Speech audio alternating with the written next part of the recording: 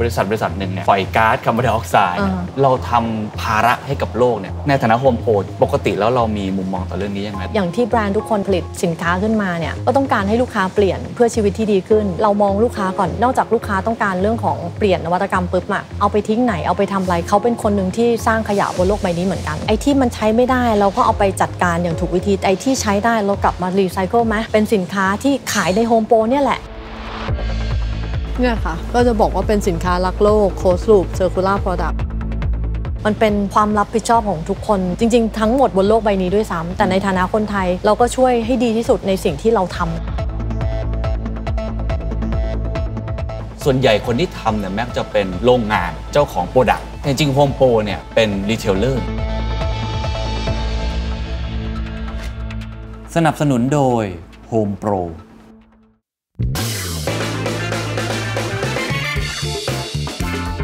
เมื่อพูดถึงผู้นำในการขายสินค้าที่เกี่ยวข้องกับบ้านวัสดุก่อสร้าง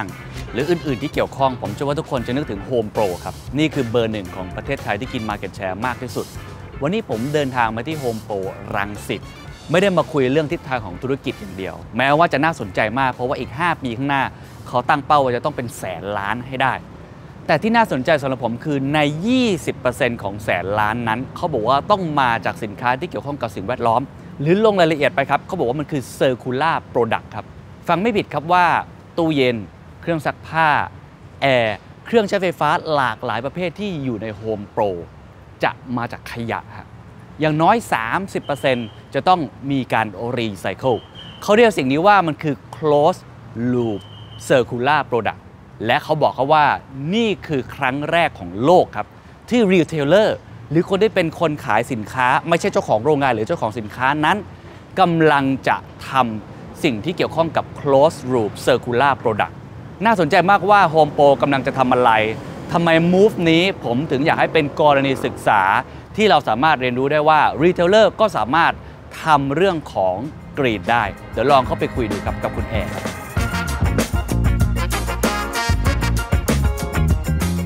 โฮมโปรถือว่าทุกคนรู้จักกันเป็นอย่างดีอยู่แล้วนะครับจัดจำหน่ายเรื่องของสินค้าตกแต่งบ้านวัสดุก่อสร้างจริงๆตอนนี้ทำครบวงจรเลยทำอีกหลายอย่างมากเลยแล้วผมก็เห็นมีการประกาศวิสัยทัศน์ยุทธศาสตร์ออกมา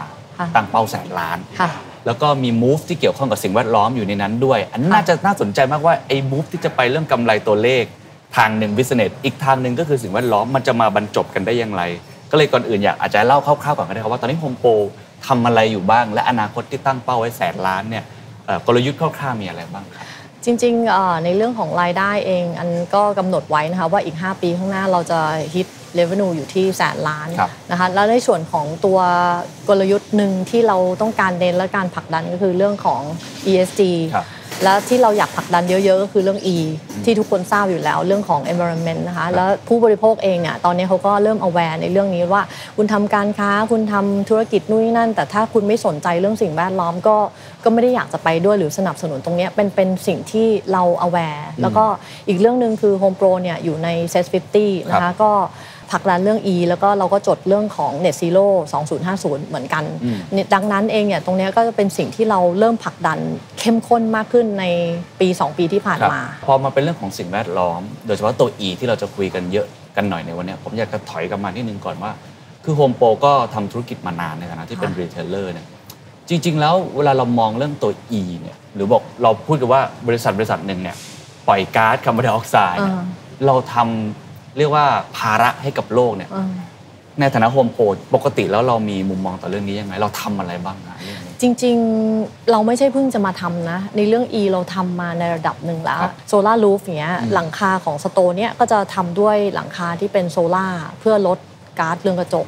หรือทุกๆสโตร์ที่เป็นสแตนด์อะโลนอะที่เราไม่ได้ไปเช่าพื้นที่เขาก็จะเป็นโซล่ารูฟทั้งหมดก็คือเรื่องการใช้พลังงานใช่พลังงานสะอาดใช่นี่ก็คือเบสิกเนาะใช่แล้วก็เรื่องของรถขนส่งหรือแม้กระทั่งรถช่างที่ไป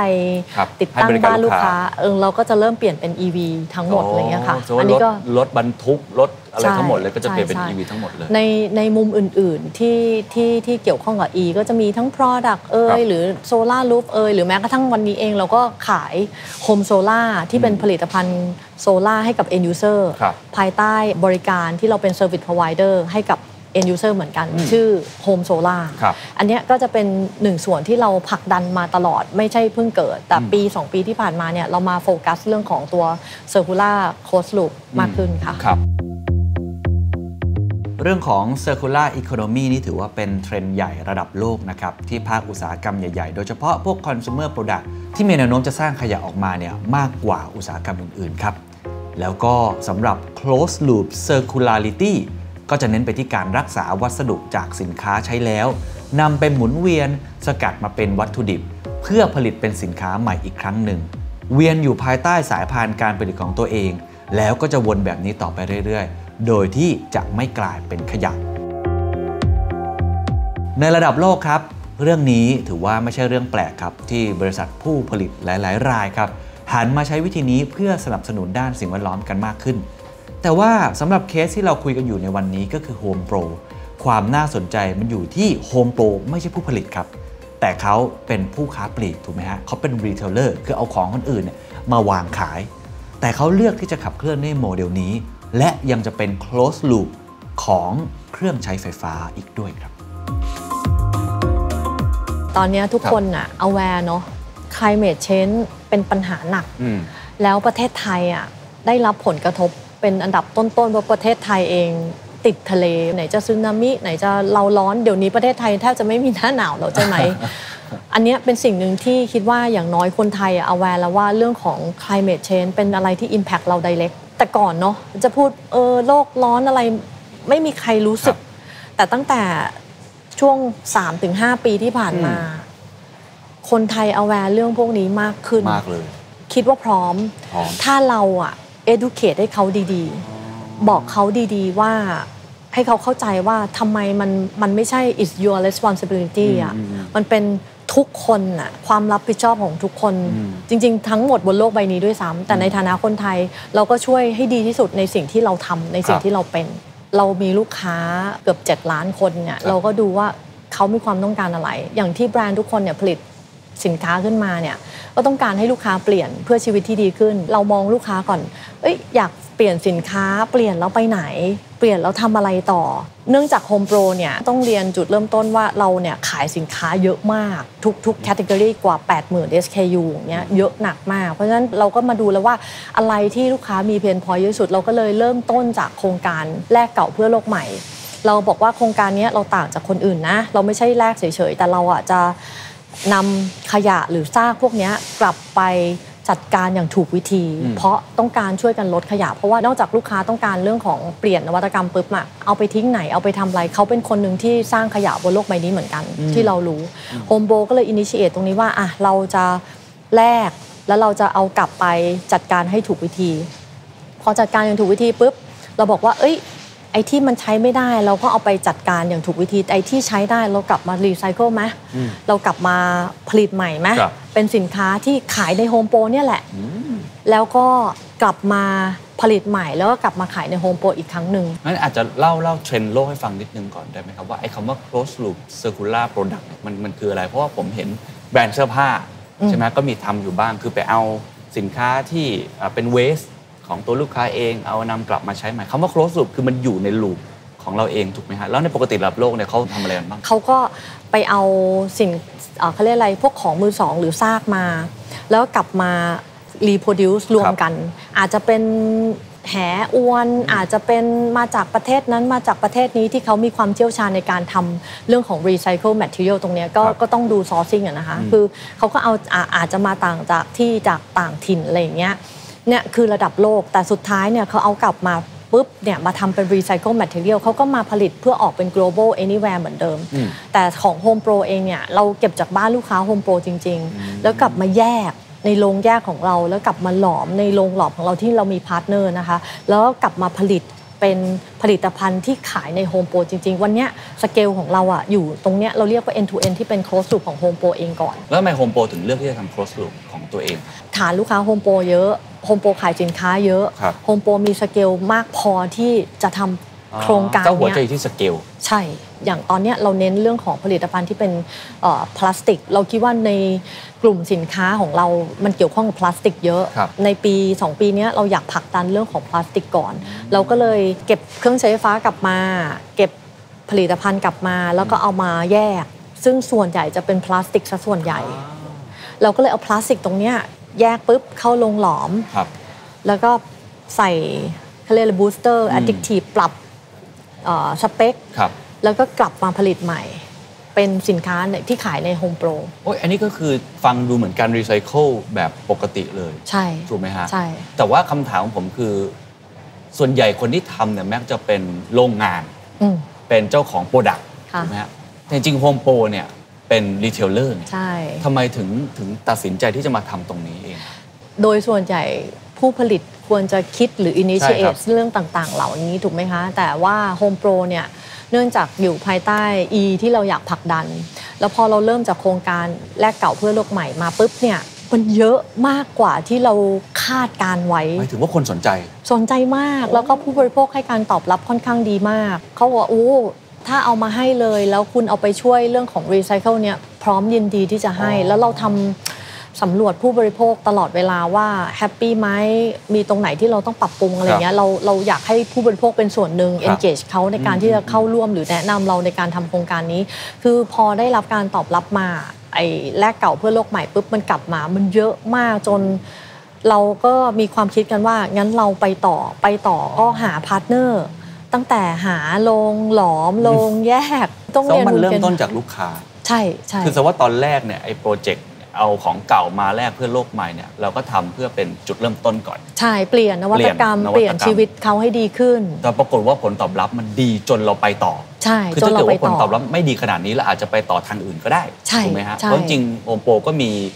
อีกหลายอินิเชทีฟที่ทำได้ในการที่จะลดโลกร้อนแต่เรามองเห็นตรงนี้ใช่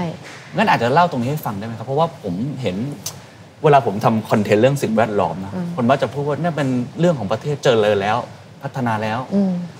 คนไทยยังไม่ได้หรอกเพราะว่าคนไทยยังมีเรื่องปากท้องอยู่นะสินค้าคนยังไม่ตอบสนอง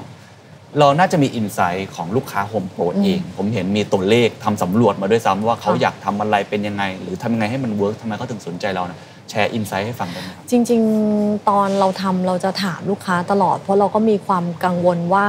ลูกค้าเก็ตไหมเอาด้วยไหมเพราะว่าถ้าเราทำโปรเจกต์เนี้ยแน่นอนมันมีเรื่องของคอสขึ้นมาคอสอัพแน่นอนแล้วมีโปรเซสที่มันต้องมานั่งดูแลมีคนมาช่วยใช่เพราะว่าทุกคนจะเข้าใจว่าของรีไซเคิลน่าจะถูกเพราะว่าใช้ของเก่าแต่ความเป็นจริงไม่ใช่เพราะว่ามันจะต้องมาแยกมันต้องมีเรื่องของการจัดการเลยทำให้total แต่ละสเตชันเองตั้งแต่เอากลับมาเนี่ยแต่ละสโตร์ที่เราเอากลับเนี่ยจากบ้านลูกค้าทั่วประเทศยังไงเราใช้โลจิสติกของเรากลับไปที่ไหนแล้วใครขนไปที่โรงแยกใครแยกอีกแยกออกมาอย่างคุณจะเห็นนะเครื่องใช้ไฟฟ้า1ชิ้นน่ะมันแยกออกมาพลาสติกได้ประมาณแบบ6-7 ชนิดน่ะมันมีหลายแบบมากมันไม่ใช่แค่แบบชิ้นเดียวเหมือนกันนู่นนั่นมันเพิ่มงานเพิ่มคนเพิ่มเวลาทั้งหมดเลยทุกอย่างเพราะฉะนั้นอันนี้มันทำให้แน่นอน Impact กับคอสอยู่แล้วผู้บริโภคก็จะมีความว่าเอ้ยมันต้องแพงแน่เลยอะไรอย่างเงี้ยเราเซอร์เวย์เยอะหนักมากว่า acceptance น่ะที่เขายอมจ่าย 5-10% เขายอมจ่ายเพราะว่าตอนนี้อันนี้เป็นตัวเลขที่จากการสำรวจมาใช่สำรวจจริงๆว่าเขาจะยอมผู้บริโภคยินดีที่จะซื้อสินค้า range 5-10% เรายอมจ่ายถ้ามันดีต่อโลกเราพร้อมที่จะช่วยถ้ามากกว่านั้นอาจจะยังไม่ไหว unreluctant คือแบบฉันก็รักโลกนะแต่ว่ามันก็กระทบกับชีวิตเราอะไรเงี้ยคือมันจะมีเรโชบางอย่างอันนี้เราก็สตาร์ดี้จากลูกค้ามาก่อนลูกค้าเราเองซึ่งไม่ได้บอกว่าทุกอุตสาหกรรมจะเหมือนกันใช่กาแฟอาจจะราคาแพงกว่าถูกกว่าอาหารเราไม่รู้แต่อันนี้คือสิ่งที่ทำเองเป็นงานวิจัยของทางโฮมโปรทำกับลูกค้าเองว่า 5-10% เนี่ยเขารับได้เขายอมจ่ายใช่ยอมจ่ายเราก็เอาอันเนี้ยมาสตาร์ดี้ดูว่าเราจะผลิตสินค้าชนิดนึงเนี่ยคอสมันจะอัพขึ้นเท่าไหร่เราก็ลองเริ่มจากตัวสิ่งเล็กๆที่เราลองทำได้ยังไม่ได้ไปชิ้นใหญ่อันนี้เราก็ล้อนออกมาตอนเดือนธันวาคมที่ผ่านมาตะกร้าใช่ไหมกล่องจัดเก็บที่เป็นพลาสติกเพียวเลยใช่ไหมคะเราก็ลองตั้งราคาดูแล้วก็ลองขายจริงดูอันนี้ก็คือขายจริง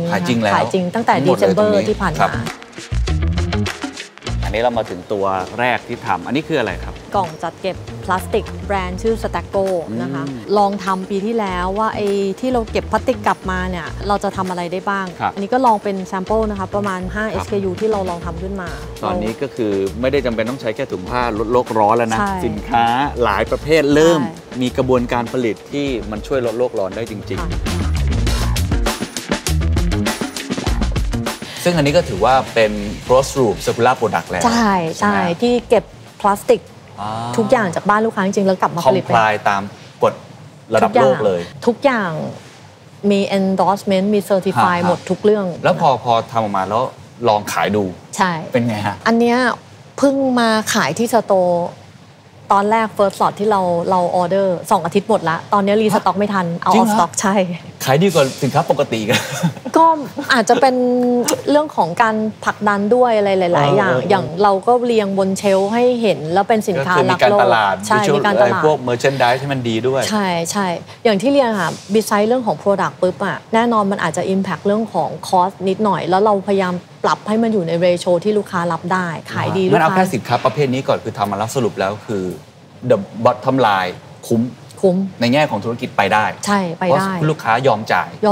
ไม่ใช่แค่ชั่วคราวทำโปรโมชั่นมาแล้วจ่ายอย่างเดียวเพราะคนไทยจริงสนใจเรื่องพวกนี้มากแล้วก็ตอนแรกที่ทำนะประมาณกลางปีที่แล้วที่เราเริ่มลองผลิตสินค้าก่อนที่จะผลิตออกมาจริงประมาณเกือบ 20% ที่ลูกค้าเขายอมจ่ายตอนนี้เปอร์เซนเทจในการที่ยอมจ่ายมากขึ้นเยอะมากๆเลยอันนี้หมายถึงตัวลูกค้า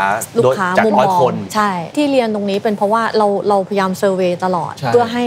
คู่ค้าเราเขามีความมั่นใจเพราะเขาจะกลัวเรื่องของ cost up ถูกครับเขาผลิตมาแล้วขายไม่ได้ทำไงสุดท้ายมัน impact ต้นทุนเท่าไหร่อันนี้เป็น challenge อย่างหนักเลยจริงสมมติผมมองไปในสมมติขายฝักบัวแล้วมาบอกให้ผมเนี่ยทำไอ้พวก closed loop circular product แต่ว่าคอสผมเพิ่มขึ้น 10-20% ผมจะขายได้ไหมผมก็กังวลถูกไหมครับนั้นหน้าที่รีเทลเลอร์ก็คือต้องบอกเขาว่ามันขายได้จริงๆโฮมโปรก็มีการส่งเสริมการตลาดช่วยดิสเคาท์เพื่อให้แกปไม่เยอะมากอันที่2เองเราผลักดันเพราะเราศึกษาผู้บริโภคเราเปอร์เซนเทจมันอินครีสขึ้นเรื่อยๆเขารู้สึกว่าถ้ามีสินค้าเหล่านี้เขายอมซื้ออีเวนต์ว่ามันจะแพงขึ้นแล้วเรามีโปรโมชั่นอย่าเรียกว่าโปรโมชั่นเป็นดิสเคาท์ที่เราซัพพอร์ตเซอร์คูลาร์โปรดักต์เมคชัวร์ว่ามันขายได้งั้นตอนนี้ทุกๆเวนเดอร์ก็อยากจะร่วมโครงการนี้กับเราเยอะมากหลังจากนั้นเลยไปต่อยอดทีนี้ชาเลนจ์ตัวเองนะคำถามคือพอเป็นเครื่องใช้ไฟฟ้านี่เริ่มยากแล้วเพราะว่ามีความซับซ้อนขึ้นราคาแพงขึ้นถูกไหมต้นทุนสูงขึ้นเราทำการบ้านยังไงกับลูกค้าแล้วก็ไปคุยกับเวนเดอร์ยังไงกล่องเนี้ยมันยังเป็นสินค้าที่ไม่ได้ยิ่งใหญ่เหมือนเครื่องใช้ไฟฟ้าเนาะเราจะจำไปเครื่องใช้ไฟฟ้าเราพรีเซนต์ให้กับเวนเดอร์เราหลายคนหลายเจ้าจริงๆก็ต้องบอกว่าตอนเราทำตั้งแต่กลางปีที่แล้วที่เราเริ่ม invite partner เราเนี่ยก็มีความยากลำบากนะvery good concept ดีมากเลยเป็นไอเดียที่ดีมาก I like it แบบสุดยอดแต่ไม่ได้แปลว่าทุกๆคนจะให้ความร่วมมือนะเพราะอย่างที่บอกเขากลัวเลยเรื่อง cost ใช่ impact ฉันเท่าไหร่แล้วฉันขายของแพงกว่าคนอื่นฉันก็ขายไม่ได้ฉันก็เสีย market share หรือเปล่าอย่างเงี้ยเราก็ค่อยๆเล่าให้เขาฟังว่าอันเนี้ยเป็นสิ่งที่ผู้บริโภคเองเนี่ยเซอร์เวย์มา2เราทำโครงการแลกเก่าเพื่อโลกใหม่เราต้องไปต่อไม่งั้นเราก็จะเป็นเวสของเวสเราต้องการผลักตรงนี้กลับมาก่อให้เกิดประโยชน์มากที่สุดเอาเป็นว่าลดขยะโลกใบนี้แล้วคุณเองเนี่ยก็เป็นผู้ผลิตเนี่ยคุณก็ผลิตนวัตกรรมออกมาทุกปีอ่ะคือแล้วทำไมคุณไม่จอยลูปนี้ล่ะมันดีกับคุณเองแล้วเราก็ให้ความมั่นใจเขาว่าโฮมโปรเนี่ยจะช่วยผลักดันเรื่องของการขายไม่ต้องห่วงว่าคุณขายได้ยังไงเราช่วยทำการตลาดเราช่วย educate ลูกค้าเราช่วยincentivize ลูกค้าเพื่อให้เขาเนี่ยมาซื้อของต่างๆเหล่านี้สุดท้ายอย่างที่เรียนค่ะเขาเริ่มฟังเริ่มไว้วางใจแล้วบอกว่าในเรื่องของคอสเองเนี่ยมีปัญหาตรงไหนเราบอกเราต้องช่วยกันสิเพื่อให้ได้สเกลพอได้สเกลปุ๊บคอสมันก็จะไม่อัพเยอะจริงไหมคะจริงฮะแต่ฟังแล้วเหมือนโฮมโปรเป็นคนที่แบบแบกรับความเสี่ยงเหมือนกันเนาะคือเอาความไม่แน่นอนของลูกค้ามาก่อนคือเริ่มต้นจากสินค้าแบบนี้ก็จริงแต่ว่าเอาไปทำตู้เย็น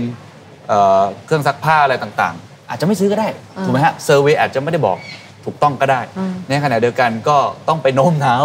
เวนเดอร์ซึ่งผมคิดว่าก็ไม่ใช่ทุกเจ้าที่ทำกระบวนการผลิตนี้แล้วมีลายการผลิตที่ชัดเจนรีไซเคิลอะไรต่างๆเราเหมือนคนที่แบกรับความเสี่ยงทั้งสองด้านอยู่ตอนนี้เลยก็เลยอยากจะถามตรงนี้ก่อนว่าอย่างตัวลูกค้าเรามั่นใจแค่ไหนครับเห็นมีเซอร์เวย์บอกว่าจะซื้อสินค้าประเภทไหนเขาจะซื้อแน่นอนอะไรอย่างนี้ด้วยถูกไหมครับอย่างที่เรียนอะว่าเริ่มต้นจากลูกค้าวันนี้อาจจะมั่นใจหรือไม่มั่นใจหน้าที่เราต้องสร้างการรับรู้ให้เขาถูกไหมคะเป็นหน้าที่เดินเข้ามาเนี่ยทำไมระหว่างมีตู้เย็น2ตู้อันนึงเป็น circular product กับอีกอันนึงไม่เป็น circular product แต่ circular product ก็ต้องสร้างการรับรู้ให้เขาว่าสินค้าเนี่ยมันดีต่อโลกยังไงเพราะเราลดขยะยังไงเราใช้ตัวรีไซเคิลกี่เปอร์เซ็นต์มันช่วยลดยังไงเป็นยังไงบ้างระยะยาวยังไงรุ่นลูกรุ่นหลานคุณคือคนที่อยู่ต่ออย่างเงี้ยคือคิดว่าตรงเนี้ยน่าจะสร้างการรับรู้ได้ในการสวิตชิ่งอย่างส่งเสริมการขายเองเราก็ให้พอยต์เพิ่มให้ส่วนลดเพิ่มส่งการขายมาช่วยด้วยตรงนี้เพื่อให้เขามีความมั่นใจว่าราคามันไม่ได้โดดเกินไปหรือโดดในเรนจ์ที่เขารับได้กับการที่เขา return back กับสังคมในส่วนตรงนี้ทางเวนเดอร์เองเนี่ยก็ค่อยๆ educate เขาว่าจริงๆ resistance to change มีอยู่ในระดับหนึ่งเลยแต่เราก็บอกว่าเราอยากเชิญทุกท่านเข้ามาร่วมกันพอเวลาเชิญทุกท่านเข้ามาร่วมกัน 20% ของพอร์ตมันมีสเกลพอมีสเกลปุ๊บคอสมันจะไม่โดดเยอะอันนี้คือเป้าหมายที่เราบอกทางพาร์ทเนอร์เวนเดอร์เราสุดท้ายแล้วทุกคนก็มีความสบายใจว่ายังไงที่มาผลิตขายในโฮมโปรยังไงโฮมโปรสนับสนุนส่งเสริมการขายอยู่แล้วเพราะฉะนั้นไอ้ตัวดีมานด์เมื่อกี้ก่อนตัวดีมานด์ว่ามีคนที่พร้อมจะซื้อราคาจะจัมป์ไปไม่เกิน 10% จากคน100 คนจะมีคนสนใจมัน 20% อะไรเงี้ยเมื่อกี้ที่ผมฟังนะเพราะฉะนั้นสินค้าตัวแรกๆที่จะต่อยอดจากสินค้าที่มันอาจจะไม่ได้ซับซ้อนมากคืออะไรก็ตอนนี้เราทำตู้เย็นอันนี้ออกมาตู้เย็นมาแล้วขายจริงแล้วอันนี้ก็เป็นตู้เย็นที่ขายจริงแล้วเป็นเซอร์คูล่าคือถ้าเกิดว่าผมเป็นลูกค้าเดินมาผมจะรู้ได้อย่างไรว่านี่คือสินค้าที่เป็น first loop เนี่ยค่ะก็จะบอกว่าเป็นสินค้ารักโลก closed loop circular product นี่จะเห็นว่าเป็นตู้เย็นใช่ไหมแล้วก็บอกว่าผลิตจากพลาสติก PP และ ABS ที่มีส่วนผสมของ PCR 30%ก็คือรับมาจากรีไซเคิลของตัวลูกค้าเอง 30% ใช่จากชิ้นส่วนเครื่องใช้ไฟฟ้าของลูกค้าโฮมโปรนี่มาแล้วก็มีโปรโมชั่นเพื่อทำให้จูงใจเพิ่มขึ้นส่วนลดพิเศษ เพื่อให้ลูกค้าอยากที่จะลองเปลี่ยนถ้าราคามันไม่ได้แพงเกินไปอย่างที่คิดซึ่งข้างในก็จะเป็นเหมือนตู้เย็นธรรมดาปกติเลยใช่ไม่ได้มีอะไรที่แตกต่างค่ะใช่บอกว่าพอเป็นรักโลกแล้วสินค้าคุณภาพจะไม่เหมือนกันไม่ใช่ในส่วนนี้ก็จะเป็นพลาสติกตรงนี้ที่ทำจากเซอร์คูล่าอันนี้เลยใช่ไหมใช่อย่างเงี้ยมันไม่ได้อิมแพคอะไรกับฟังก์ชันการใช้งานหรือแม้กระทั่งเรื่องดีไซน์หรือแม้กระทั่งทุกวันนี้จริงๆถ้าลูกค้าเห็นเป็นดอทแล้วรู้ว่าเป็นรีไซเคิลจริงๆเขาอาจจะแฮปปี้มากกว่าด้วยซ้ำซึ่งตอนนี้อันนี้ต้องบอกเลยค่ะเราเป็น first retailer เนี่ยในโลกเลยเหรอฮะจริงๆเราก็อยากจะบอกว่าเราเป็นในโลกเพราะยังไม่เคยเห็นที่ไหนที่ทำเก็บเครื่องใช้ไฟฟ้ากลับมาแล้วทำเป็นเครื่องใช้ไฟฟ้าจริงๆปกติ close loop ก็จะเป็นอย่างที่เราบอกเป็นคนที่ทำสินค้าเองเจ้าของโรงงานเองแต่ว่าอันนี้คือคนที่เป็น retailer เข้ามาอยู่ในกระบวนการในตรงนี้ด้วยอันนี้ก็เป็นเหมือนกันใช่ไหมฮะใช่มีหลาย SKU ค่ะก็คืออันนี้สีเขียวก็คือไม่จำเป็นต้องสีเขียวสีขาวแล้วอีกฝั่งเป็นทูโทนเขียวขาวใช่มีทูโทนด้วย2 สีเลยใครบอกว่าตัดสินใจไม่ได้เอาไปเลย2 สีเอาไปเลย2 สีซึ่งอันนี้ก็อย่างที่ผมเห็นนี่ก็จัดแบบโอ้โห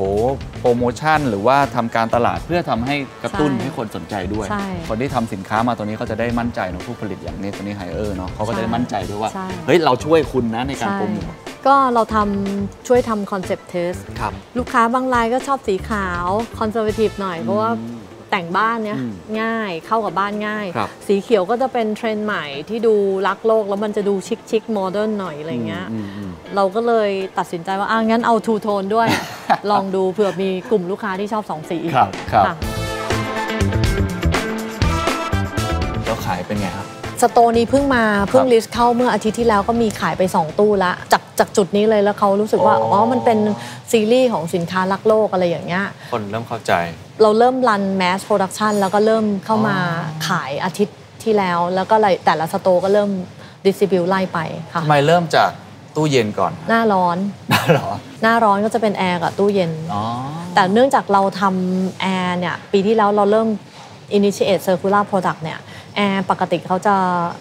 ระยะเขาเรียกอะไร period ของการ develop พวก R&D หลายๆอย่างมันจะยาวกว่านั้นเราก็เลยไม่ทันหน้าร้อนปีนี้แต่ปีหน้า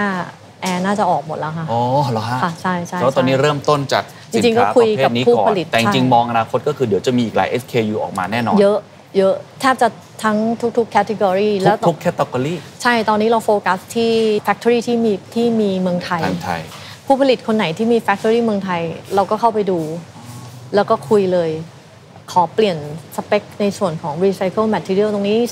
30% test R&D test lab เราก็ test concept ให้หมดว่าสีนี้ลูกค้ารับไม่รับอะไรไงเราโฮมโปรก็ไปอยู่ในกระบวนการออกแบบเลยช่วยซึ่งเขาก็เปิดกว้างเพราะเมื่อกี้เราคุยเรื่องดีมานด์สมมติมันมีระดับหนึ่งแล้วมีคนสนใจแต่ก็ต้องดูระยะยาวนะว่ามันจะเปลี่ยนได้มากน้อยแค่ไหนแต่ตัวซัพพลายเองน่ะพอเราเอาตัวผลเซอร์เวย์หรือเราช่วยซัพพอร์ตเข้าไปตรงเนี้ยเวนเดอร์เขามั่นใจแล้วมันยากกับเขาไหมครับในการเปลี่ยนลายการเขามีอยู่แล้วเขาต้องทำอยู่แล้วด้วยการฉีดโมหรือฉีดพลาสติกอ่ะเขามีอยู่แล้วเพียงแต่ว่าตอนนี้มันเป็นแค่ส่วนผสมที่เป็นรีไซเคิลเข้าไป 30% เราก็ดูฟอร์มูล่าเราก็ดูสเปคแล้วเราก็ไปลองฉีดแล้วเราก็แลบเทสแล้วเราก็ลองใช้งานดูว่าเฮ้ยมันมีผลอะไรยังไงหรือแต่ละบริษัทที่จะต้องไปอนุมัติที่เฮดควอเตอร์จะญี่ปุ่นหรือจะเกาหลีทุกคนก็มี process ของแต่ละค่ายอะไรอย่างเงี้ยเพราะฉะนั้นเราก็comply ตาม process เขาซึ่งสินค้าทุกประเภททำได้อ๋อ100%ทำได้หมดเพราะทุกชิ้นมันมีส่วนผสมพลาสติกอยู่แล้วปกติแล้วโรงงานของเขาที่อยู่ที่อื่นที่ไม่ใช่เมืองไทยเขาทำเรื่องนี้ไปยังเท่าที่เข้าใจมีบางโรงงานที่เขาต้องผลิตไปที่ยุโรปซึ่งยุโรปเองเนี่ยมีเรื่องของการออกกฎหมายตรงนี้มาบังคับคิดว่ามีทำแล้วแต่อย่างที่เรียนเขาไม่ใช่เป็นเรียลโคสลูปเขาไม่ได้เก็บจากลูกค้าของเราเองนู่นนี่นั่นอะไรเงี้ยเราก็บอกว่าในเมื่อคอนเซปต์เนี้ยคุณมีทำบ้างแล้วที่คุณไปขายบางประเทศที่เขาแอพพลายในเรื่องของกฎหมายแล้วคุณก็แค่เปลี่ยนแมททีเรียลเป็นของโฮมโปรแค่นั้นเองเข้าใจเป็นรีไซเคิลของโฮมโปรยูเซอร์แค่นั้นเองจบเหมือนโฮมโปรเป็นแคตตาลิสต์ตัวกระตุ้นให้แล้วจัดการให้ใช่แล้วตอนนี้เราคิดถึงขั้นที่อีเวนว่าโรงงานที่อยู่ต่างประเทศอะเราบอกเราส่งเม็ดไปนะส่งเม็ดที่เป็นรีไซเคิลที่ผลิตจากโฮมโปรเนี่ยส่งออกไปแล้วคุณผลิตกลับมาขายในโฮมโปรเรา no issue เลยคุณจะมี MOQ เท่าไหร่เราไม่ติดเลยเพราะเราคิดว่าเรามีศักยภาพมากพอที่จะรับกำลังการผลิตแบบนั้นได้หมดนะคะนอกจากพวกตะกร้าตู้เย็นและเข้าใจว่าจริงๆมีโปรดักต์อื่นๆด้วยใช่ไหมครับแล้วเป็นการรีไซเคิลที่ไม่ได้มาจากตัวพลาสติกอย่างเดียวที่ทำได้อย่างอันนี้กระเบื้องฮะเกิดจากการที่เราเก็บสุขภัณฑ์เวลาคุณเคนอยากเปลี่ยนสุขภัณฑ์เนาะประหยัดน้ำมากขึ้นตอนนี้เราก็ไปเปลี่ยนแล้วก็รับกลับมาเอารับกลับมาปุ๊บเราก็เอาไปบด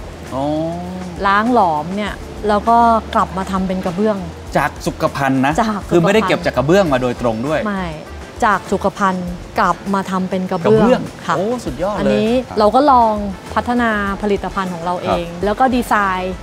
ร่วมกันกับทางผู้ผลิตอันนี้ก็ดีไซน์ by SCG ที่เป็นคอตโต้ดูจากคนภายนอกทั่วไปสมมติเอาป้ายนี้ออกนี่ดูไม่ออกเหมือนปกติเลยแต่จริงๆแล้วนี่คือสินค้าที่รักโลกตาม compliance ของยุโรปทั้งหมดเลย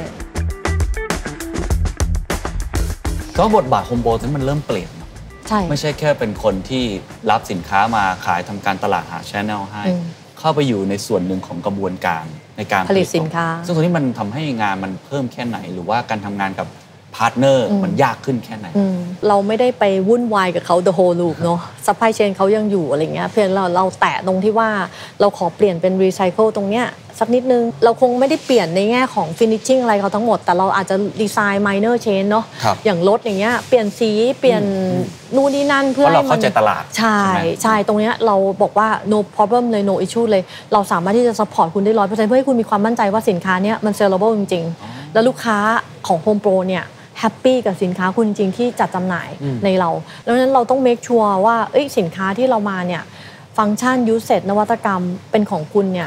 เราไม่ยุ่งมันยังเป็น core value ใน product อยู่ซึ่งตัวนี้แบรนด์หรือว่าบริษัทที่ตอบรับ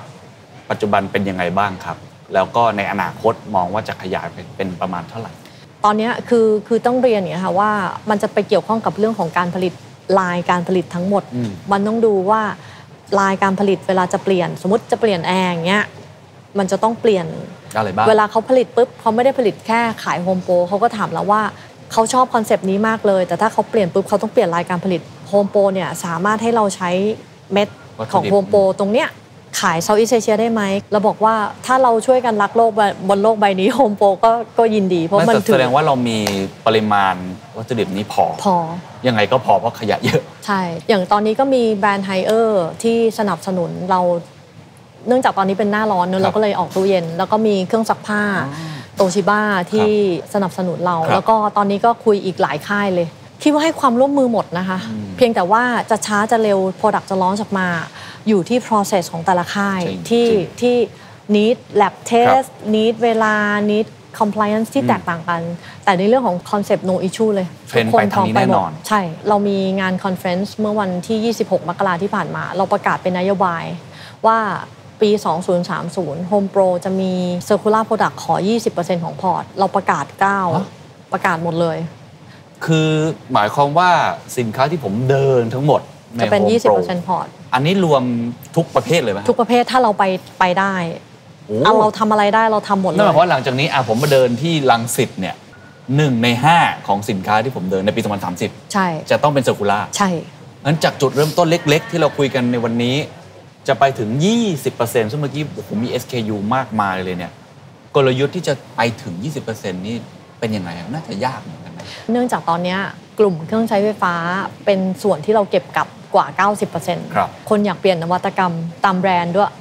มีเรื่องของ Save Energy เรื่องของการประหยัดน้ำประหยัดไฟอะไรเงี้ยในฐานะที่แบรนด์เขาโปรโมทนวัตกรรมสินค้าเขาอยู่แล้วพอเวลามันเกิดการต้องการอยากเปลี่ยนปุ๊บเนี่ยเราก็ใช้โอกาสเนี้ยในการที่เปลี่ยนเราก็เอาของกลับแล้วก็กลับมารีไซเคิลเพราะฉะนั้นเราอยากจะโฟกัสที่กลุ่มเครื่องใช้ไฟฟ้าที่มันมี turnover ในเรื่องของการเปลี่ยน cycle of usage เนี่ยเปลี่ยนทุกๆ3 ปี5 ปี7 ปีอย่างเงี้ย10 ปีอย่างเงี้ยคือยังไงอ่ะมันมี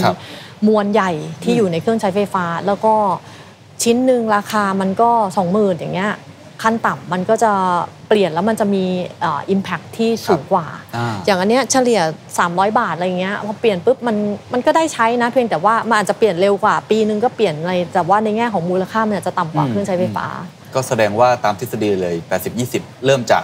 เครื่องใช้ไฟฟ้าก่อนที่น่าจะเป็นตัวเปลี่ยนเกมของสินค้าทั้งหมดของ Home Pro เราคุยกันแต่ตอนต้นว่ามี bottom line ที่ต้องทำตัว P คือ profit หรือกำไรแล้วก็รายได้ที่เราจำเป็นต้องหามาให้ได้แต่ตอนนี้มันมีอีก P นึงก็คือตัว planet ที่เราก็ต้องทำควบคู่กันไปจริงๆแล้วทั้งสองอันมันไปด้วยกันได้จริงไหมครับไอ circular product เนี่ยมันจะเป็นส่วนช่วยไปถึง100,000 ล้านจริงไหมหรือจริงๆแล้วมันเป็นภาระพอ Home Pro Initiate แลกเก่าเพื่อโลกใหม่คุณเคนอาจจะไปดูในตลาดนะคะว่าก็จะมีคนทำทั้งตลาดเลยแต่เราต่างนะเราทำเป็น real circular ที่กลับมาเป็น product จริงๆแล้วเราลดขยะเราลดเรื่องของการบริโภคจริงๆมันมีอีกหลายแคมเปญนะที่เราพยายาม extended warranty ที่เราพยายามโปรโมทคือยืดอายุการใช้งานเรามีศูนย์รีแพร์ที่แบบพยายามที่จะยืดอายุการใช้งานของลูกค้าไม่ต้องซื้อใหม่ซ่อมเอาใช้งานได้แค่นี้พอ extended ไม่เป็นไร extended ต่อไปไม่ต้องมาเปลี่ยนใหม่อย่างเงี้ยเราก็ช่วยผู้บริโภคประหยัดแล้วก็ยืดอายุการใช้งานมันก็จะลดขยะบนโลกใบนี้ฉะนั้นอันเนี้ยก็เป็นสิ่งที่เรากลับมาว่าแล้วในส่วนของ profit กับ planet เนี่ยมันไปกันได้ไหมอย่างที่เรียนค่ะว่าถ้าผู้บริโภคยังไงอ่ะต้องเปลี่ยนอยู่ละถึงจุดหนึ่งต่อให้เรายืด7 ปีต้องเปลี่ยน10 ปีต้องเปลี่ยนเพราะมันไปต่อไม่ได้แล้วอันนี้มันก็จะเป็นส่วนที่เราเนี่ยสามารถขายของได้เพื่อสร้าง profit แต่ในขณะเดียวกันไอ้ขายของชิ้นนั้นอ่ะมันก็ช่วย planet the other side ด้วยอันนี้คือหลักการ Home Pro ที่คิดนะเราเชื่อว่าสิ่งเนี้ยเราเองอ่ะเราทำจริงแล้วเราเชื่อว่า2 สิ่งนี้มันไปคู่กันได้สุดท้ายแล้วกันนะครับสำหรับองค์กรที่ฟังอยู่แล้วก็อยากจะทำทั้ง2 อย่างไปพร้อมๆกันให้ได้เพราะว่ามันเป็นความท้าทายในรอบ 2-3 ปีที่ผมได้คุยกับผู้ประกอบการเยอะมากโอ้โหแค่นี้ก็ยากแล้วในเรื่องของหากำไรกำลังซื้อก็ไม่ดีเศรษฐกิจก็แย่แล้วยังไม่ต้องมารักโลกอีกเพิ่มงานเพิ่มโปรเซสเพิ่มคนเพิ่มเวลาบทเรียนที่ได้จากเรื่องนี้คืออะไรผมเชื่อว่า Initiative นี้ทำมาสักระยะหนึ่งเนี่ยมันน่าจะมีอุปสรรคน่าจะมีสิ่งที่เราได้เรียนรู้จนมาผมว่ามันเดินมาไกลเหมือนกันเดินมาก่อนคนอื่นอย่างนี้นะรีเทลเลอร์เนี่ยเรามีบทเรียนอะไรจะแชร์กับผู้ประกอบการอื่นๆที่อาจจะยังไม่ได้เริ่มทำเรื่องพวกนี้หรือว่าทำไปบ้างแล้วแต่ยังมีอุปสรรคอยู่ครับจริงๆเราเชื่อว่าเรื่องนี้เป็นเรื่องที่จะว่ายากก็ยากจะว่าง่ายก็ง่ายแต่จุดหนึ่งที่ Home Pro คิดนะวันนี้คือเราอยากท ด้วยความมุ่งมั่นอยากทำให้สำเร็จอย่างจริงจังเราก็เลยเริ่มทำถึงแม้ว่ามีอุปสรรคเราบีลีฟว่าจุดหมายปลายทางอะเราไปตรงนั้นเป้าหมายมันชัดเจนเราก็ค่อยๆทำไปเลทหน่อยช้าหน่อยกับเวนเดอร์ท่านนี้กับลูกค้าท่านนี้อะไรเงี้ยเราเชื่อว่าถ้า Home Pro เนี่ย keep on going ในเป้าหมายที่ชัดเจนตรงนั้นไปอ่ะเราเชื่อว่ามันจะประสบผลสำเร็จอย่างที่เรียนนะคะว่าเรามองเรื่องยากแล้วมาทำให้ง่ายแล้วด้วยใจที่แพชชั่นด้วยมุ่งมั่นที่อยากจะทำให้สำเร็จจริงๆเราเชื่อว่าทำได้